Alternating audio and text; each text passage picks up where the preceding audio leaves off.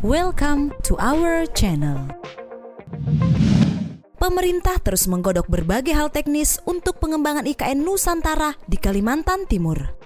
Pengembangannya sendiri mengacu pada visi Smart Forest City yang telah menjadi panduan pembangunan IKN. Hal tersebut dibuktikan dengan adanya rencana pembangunan tol bawah laut. Ya, tol bawah laut atau Immersed Tunnel menjadi bagian tak terpisahkan dari pengerjaan infrastruktur Ibu Kota Nusantara atau IKN yang menghubungkan IKN dengan Balikpapan, Kalimantan Timur. Prosesnya pun menjadi sorotan kala publik mulai mengulik progres hingga kontroversi yang menyertainya. Lalu, seperti apa fakta di balik pembangunan tol laut IKN ini? Berikut 7 fakta yang telah kami siapkan untuk kamu tonton.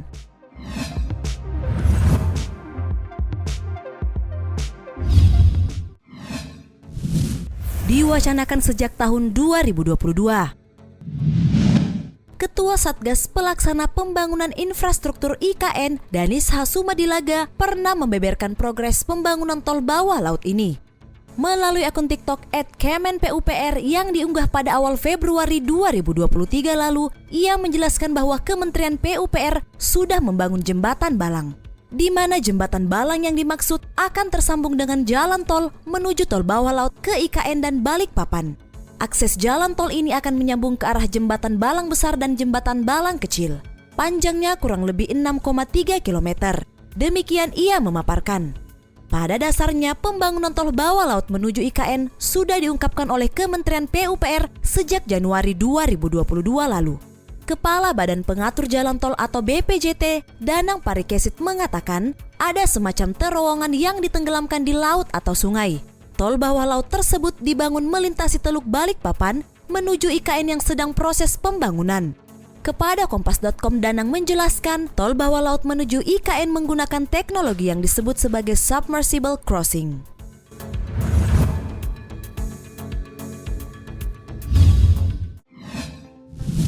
Tahapan pembangunan. Sebelumnya telah disebutkan bahwa informasi terkait proyek tol bawah laut IKN telah mencuat sejak Januari 2022.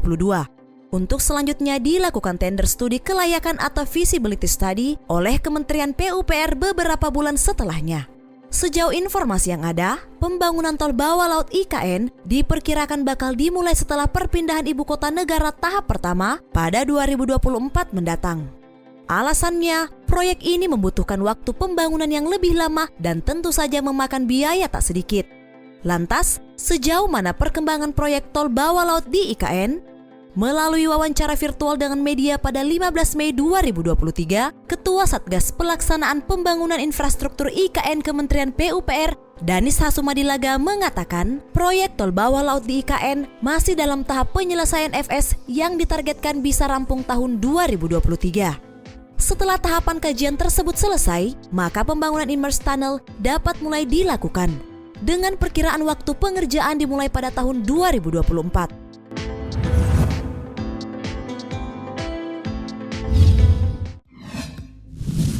Jadi proyek terdalam di dunia. Inisiasi proyek jalan tol bawah laut IKN dalam perjalanannya diketahui sebagai hasil kerjasama teknologi Indonesia bersama Korea Selatan dengan bantuan tenaga ahli dari Belanda. Kendati demikian, Menteri PUPR Basuki Hadimuljono dalam keterangannya menyebut bahwa proyek kali ini tak sama dengan terowongan bikinan Korea Selatan yang sudah ada. Sebab di sana adanya Immersed Tunnel bukan terowongan di bawah laut dan lagi pula teknologinya berbeda. Ia berdalih jika terowongan pada umumnya adalah membuat lubang, maka yang satu ini seperti dibuat di darat lalu ditenggelamkan. Ia bahkan menyebut bahwa proyek ini akan menjadi yang terdalam di dunia. Hanya saja belum ada pemaparan soal sedalam apa terowongan akan dicemplung ke dalam laut. Basuki Hadimuljono hanya menyebut bahwa panjang dari tol bawah laut menuju IKN mencapai 1,5 km.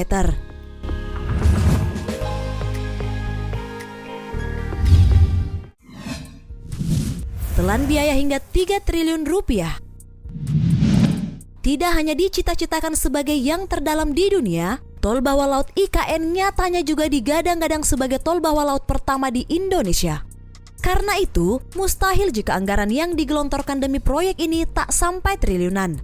Diberitakan oleh Kontan dalam rilis 3 Februari 2023, perlu biaya sebesar 3 triliun rupiah untuk menghubungkan IKN dengan Balikpapan dan Samarinda.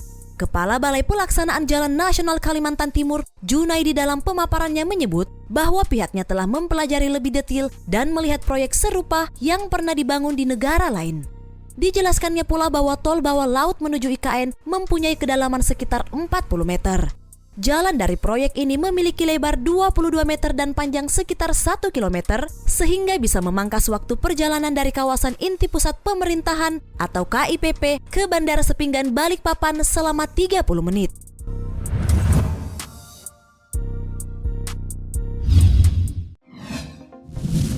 Kontroversi tol bawah laut.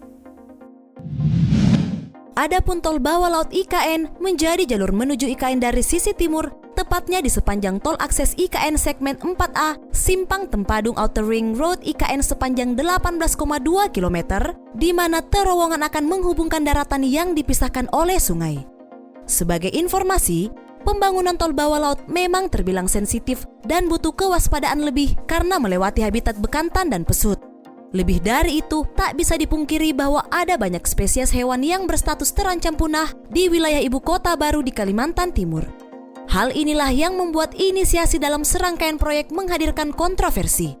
Melalui artikel riset analisis konsep Forest City dalam rencana pembangunan ibu kota negara yang diterbitkan di Jurnas Bappenas Working Papers volume 4 nomor 1 2021 tertulis bahwa keberlangsungan satwa dan tumbuhan di wilayah IKN dan sekitarnya mulai terancam akibat adanya potensi degradasi habitat satwa. Di sisi lain, pembangunan tol bawah laut menuju IKN disebut Kementerian PUPR sebagai usaha melindungi ekosistem sekitar dan lingkungan. Staf ahli Menteri PUPR bidang teknologi, industri dan lingkungan Endra S. Atmawijaja menyebut mereka tidak menginginkan area lindung dirusak sehingga diputuskan jalan dibangun lewat bawah.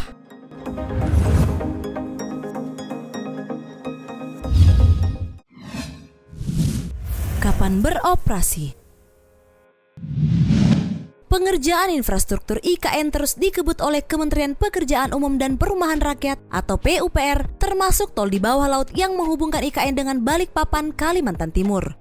Dalam sejumlah rangkaian yang disebutkan sebelumnya, diketahui bahwa tol bawah laut IKN ditargetkan siap dibangun pada 2024 mendatang. Barulah setelah itu, terowongan tol bawah laut bisa dilalui oleh kendaraan. Untuk saat ini, tahap telah sampai pada studi kelayakan. Namun Menteri PUPR dalam sebuah penyampaian pernah menyebut bahwa pembangunan proyek bisa dimulai tahun ini setelah melalui proses lelang atau tender. Jadi, belum ada yang bisa memastikan kapan fasilitas IKN tersebut bisa dioperasikan karena tahap pembangunannya pun masih diperkirakan sejauh ini. Sebaiknya kita tunggu saja sampai tahun depan.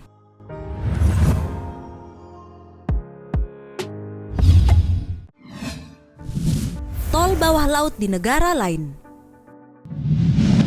Ketika tol bawah laut IKN rampung, artinya Indonesia akhirnya punya tol bawah laut untuk pertama kalinya, sekaligus menjadi pengalaman pertama rakyat Indonesia dalam banyaknya rentetan pembangunan di dalam negeri.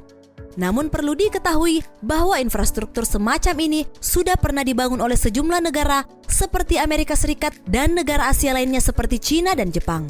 Sehingga kalian bisa saja mengacu pada apa yang sudah ada jika ingin mendapat gambaran terkait tol bawah laut tersebut. Terowongan Seikan yang menghubungkan Pulau Honshu dan Hokkaido di Jepang bahkan telah dibuka sejak tahun 1988 dan menjadi terowongan bawah laut terpanjang di dunia hingga saat ini dengan panjang sekitar 53,85 km. Selain tiga negara tadi, masih ada Norwegia dan Prancis yang juga memiliki terowongan bawah laut dengan penampakan menakjubkan. Itulah tadi fakta seputar tol bawah laut IKN yang diperkirakan pembangunannya dimulai pada tahun 2024 mendatang untuk segera dioperasikan ketika IKN siap untuk ditempati. Bagaimana pendapat kalian mengenai proses pembangunan tol bawah laut ini? Kira-kira seperti apa pemanfaatan IKN di masa depan?